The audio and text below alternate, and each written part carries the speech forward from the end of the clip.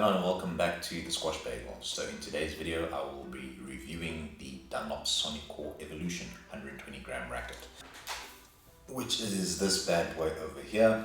I have been fortunate enough to use it for the last 6 months.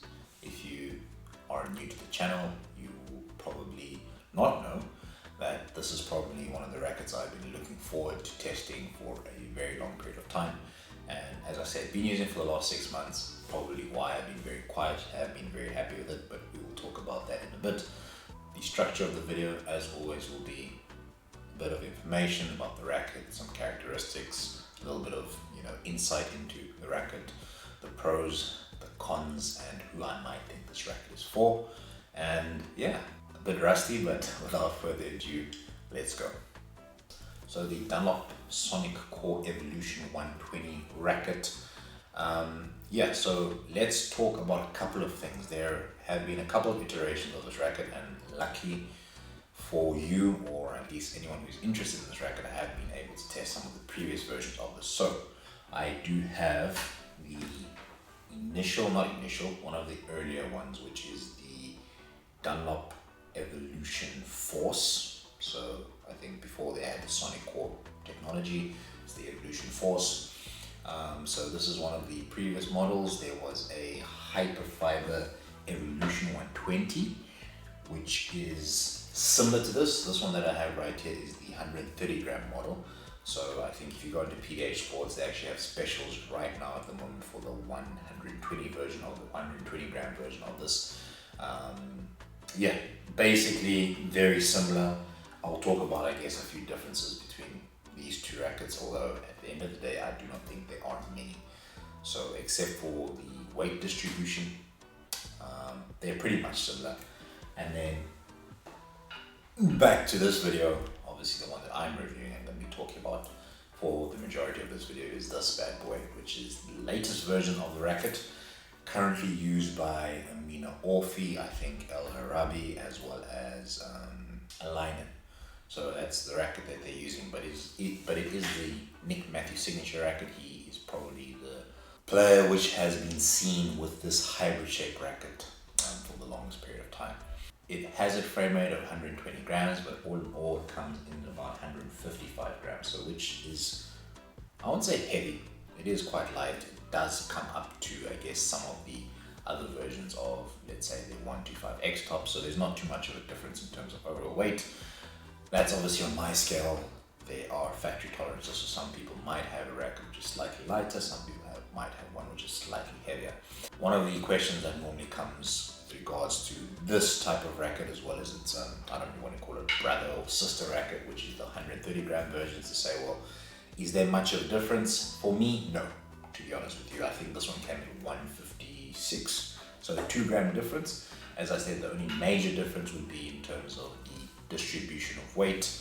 This 120 gram racket has a extra headlight balance. I don't know if I'll call it extra compared to the other Dunlops which have extra headlight balance. I would say it is definitely headlight, and with the 130 you probably get something which is a little bit more even. And I think, if I'm not mistaken, it actually even says so on the racket. Yeah, balance is even. So on the racket itself, it also says the same thing. We talk about a 14 by 18 string pattern, head size of 490 square centimeters. So that's where we're losing that extra 10 square centimeters in terms of the head size for it to be the same head size as the teardrop versions of this racket itself. Obviously, because of the bridge that it has here is a hybrid shape, so it's the best of both worlds in theory when you're talking about control rackets or traditional frame rackets, as well as teardrop shape rackets. I'll say that this one swings more towards a teardrop racket in terms of overall shape, but we'll talk about obviously some of the pros and cons because it does have some characteristics of the traditional shape racket. With respect to what it comes with, this obviously, as you can see, is not the original string. This is I have put in the Technifiber X1 biphase 1.18mm string, but it comes with the iconic Pro AF 1.18 from Dunlop, which is not available in South Africa, which is quite a good string. Didn't have any problems with it. It also comes with one of those Dunlop dampeners, which you can obviously attach to the racket, but that doesn't last very long. I found that it came out of the racket quite easily after a restring, so in order not to lose points, because if you aren't aware of that, you will lose a point in a racket if that little dampener has to come off your racket during a match. In order to not lose points due to this, I removed it very quickly.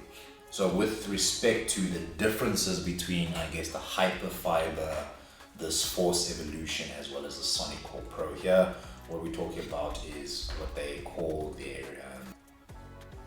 Inf Energy, which is the Sonic Core technology, which is, I believe, some foam resin. There's a slight bulge. It's not a big bulge, but there's a slight bulge that you get in these two positions here. And what they have done is that they've obviously injected some sort of foam or put some sort of foam in the racket head, from what I understand. I might be completely wrong, which does reduce vibration. So with respect to that, I'm not too sure if it does make a difference or not, that foam technology, but it is a nice racket with regards to minimal vibrations. Actually, there is no vibration that I have felt. It is something that packs quite a punch, but we'll talk about that when we get to pros and cons. In terms of other characteristics, you will get the Hydro Max grip with the racket itself. That hasn't lasted very long for me. I have re-gripped it, one of the first things I'm going to do with the racket. So yeah, that's about it when it comes to characteristics. Obviously, in terms of colorway, we've got a little bit of silver and blue. That is the main colorway for this particular racket. There is a 130 gram version of this, as well as mentioned before, which I do not have. But as I did say, with respect to the previous models, this current model, there's not too much of a difference, at least not what I felt. The only difference I would feel would be around the 130 and 120.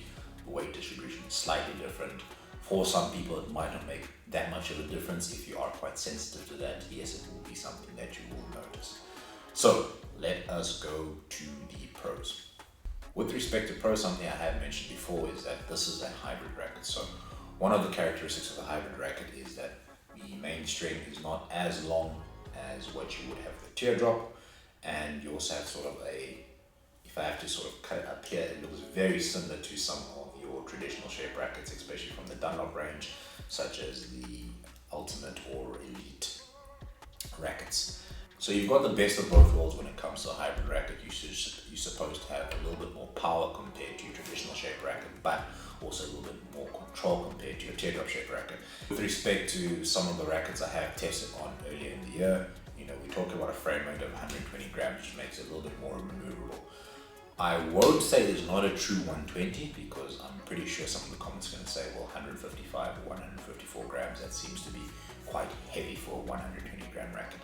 Yes, this is more on the side of the slash 120, not as light as the Joel Make-It 120, which I believe for me will be a true frame weight, or not true frame weight, but that's a true 120 racket. That was really, really light compared to this one. Not to say this one's heavy, but it just has a little bit more bulk to it. It having a bit of a thicker and thicker frame compared to the Joel Make-It 120. I think the Joel Make-It 120, if you haven't seen that video, I'll leave a link on one of these two sides for that review. As I said, it was a phenomenal racket. It was just a bit too light. This now obviously packs the punch, or I guess makes up for some of the things that I did not like about the Joel Make-It. Very similar rackets in terms of playability, in terms of maneuverability. So with respect to pros, very maneuverable, really nice through the air. As I said, the best of both worlds when it comes to power as well as control. So really enjoy that aspect of it.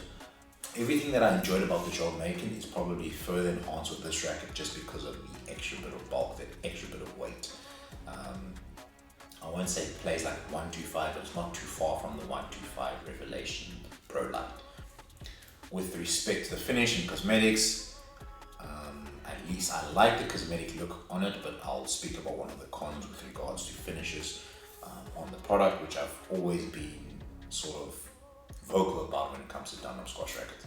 And with respect to durability, it has lasted a test of time. I do not see any sort of cracks. As I said, I've been playing this for 6 months. I've only ever tried the other rackets that I have been using, and I have been pretty happy with this one. For me not to actually fully change, I have experimented and played with the 132 for maybe about a period of 2 weeks, and then eventually came back to this one because I just really enjoyed the sort of pace that you can generate with this.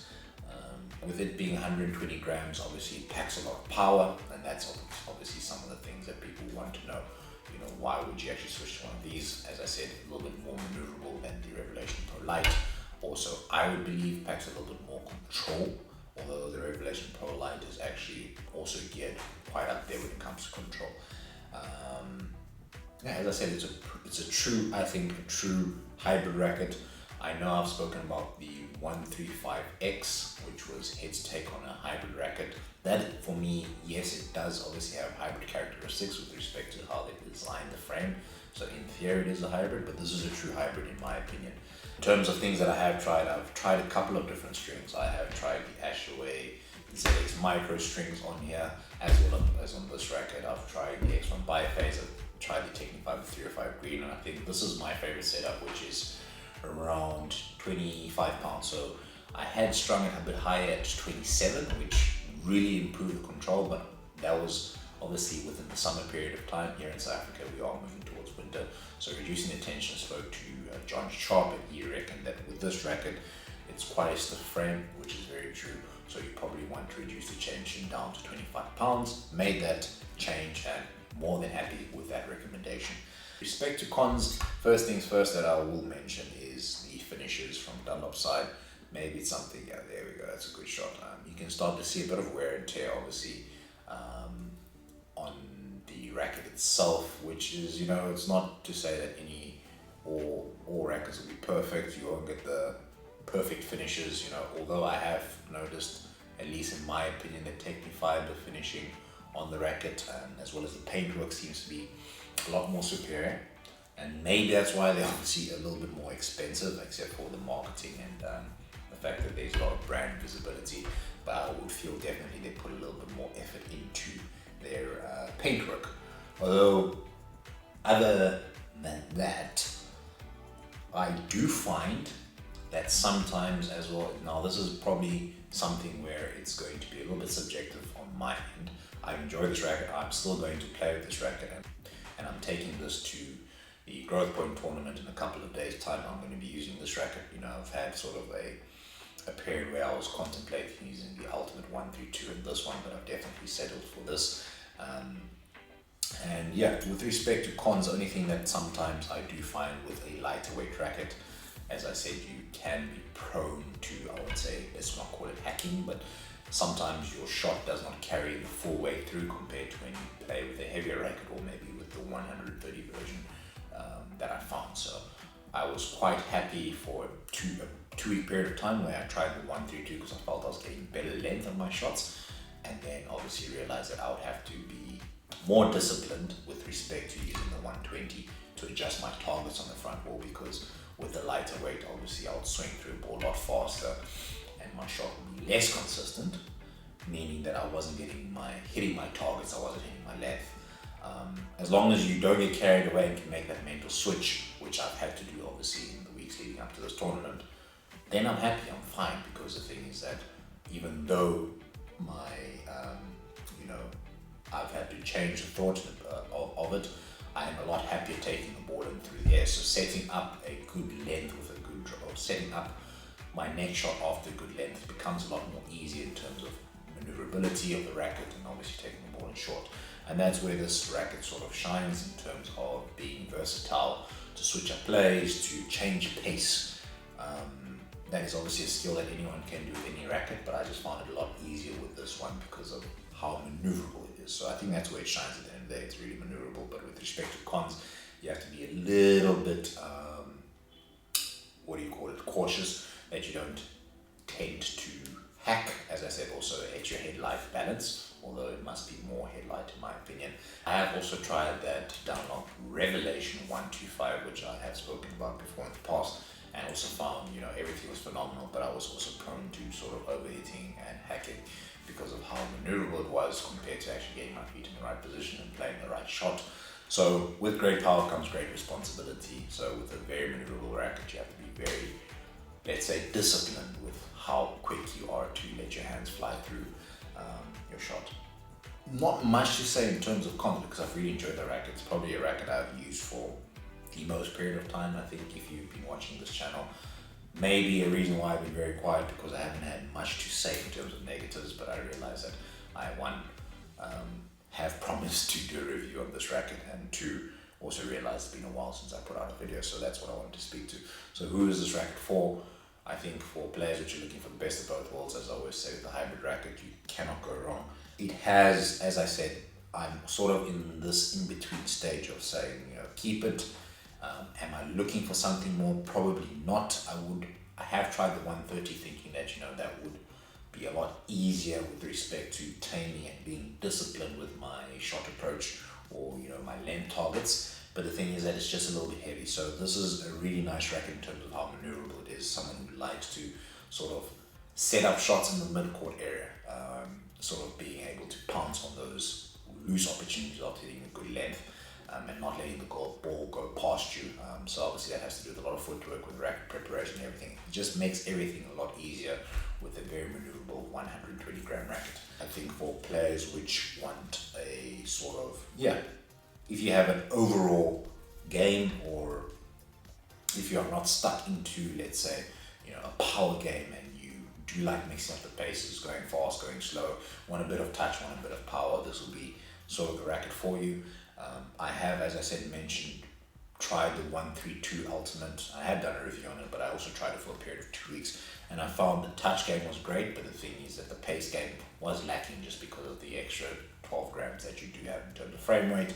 Add-on grip, add-on string, obviously you are talking about another, maybe let's say 15 to 20 grams extra that you are dealing with there. But other than that, I really cannot fault the racket at all. If a person likes short game, I just always feel that they do enjoy Dunlops a lot more when compared to some of the other brands. Probably Harrow would be another one for people that do like the short game. So if you like the best of both worlds, you're a bit of a power game, a bit of a touch game, I would feel that this could be a racket for you. But at the end of the day, you will have to try it out yourself. Don't take my word for it, but there are sort of specials out there. PDH Sport has previous versions, so there are specials out there. With respect to Dunlop themselves, from what I do understand, there has been a leak on Reddit, and I will probably touch on that in another video, probably after the tournament, regarding some of the new rackets which are coming out there. It would seem that there is no new update to the Evolution 120, but there will be updates to the Revelation. As far as I do understand, the Revelation 125. There probably will be a lot of specials out there for some of the Sonic Core range, because the Sonic Core range will be eventually changed over to the FX range to match their tennis range of products. I think that comes out in September. But as I said, there has been leaks on Reddit about that one, so if you do not want to wait, obviously go out onto Reddit and find out what it is that has been released. I also know some background information with regards to that, and I also believe that Technifiber are planning on releasing a new Carboflex, I think, if I'm not mistaken, sometime early next year, possibly this year. That's just more rumors than anything as well. So yeah, stick around for either updates and leaks for those type of things, and we'll probably catch you in the next video. But yeah, very happy with this overall. I'm happy with it, as I said, to use it for 6 months, probably a racket I've used the most, or for the longest period of time. But yeah, can't go wrong with with one of the tried and tested rackets that has been there for quite a long period of time. Nick Matthew has been using this racket for a very long period of time. I believe the 130 was used by Declan James before he moved over to Harrow. And yeah, but till next time, catch you later. Take care. Cheers. Bye.